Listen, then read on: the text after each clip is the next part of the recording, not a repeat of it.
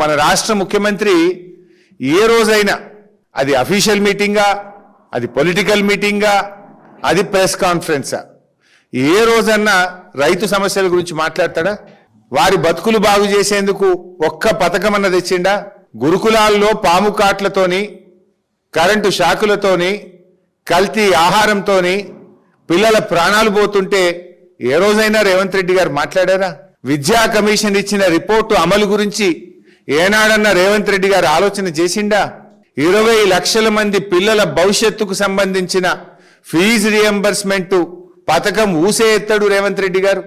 ఉద్యోగాలు లేక నిరుద్యోగులు రోడ్ల మీదకి వచ్చి ధర్నాలు చేస్తూ ఉంటే, జాబ్ క్యాలెండర్ గురించి ప్రశ్నిస్తూ ఉంటే ఒక్క మాట మాట్లాడాడు రేవంత్ రెడ్డి గారు. అవ్వాతాతల పింఛన్ల గురించి మాట్లాడాడు. అక్కా చెల్లెలకు ఇచ్చిన హామీల అమలు గురించి మాట్లాడాడు. రిటైర్మెంట్ బెనిఫిట్లు అందక ఇవాళ ఆసుపత్రుల్లో అనాథల్లాగా ఇబ్బంది పడుతున్న రిటైర్డ్ ఉద్యోగుల బాధల గురించి మాట్లాడాడు.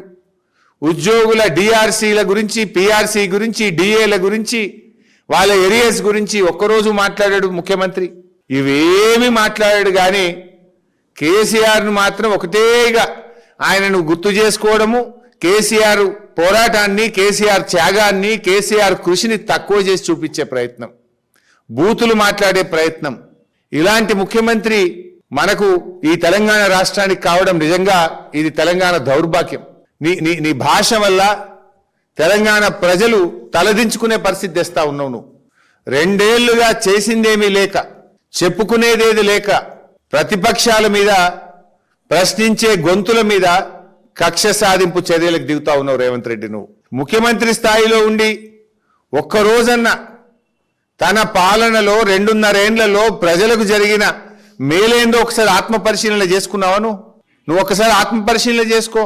కేసీఆర్ గారి పేరు పలకకుండా రేవంత్ రెడ్డి మాట్లాడలేకపోతుండు.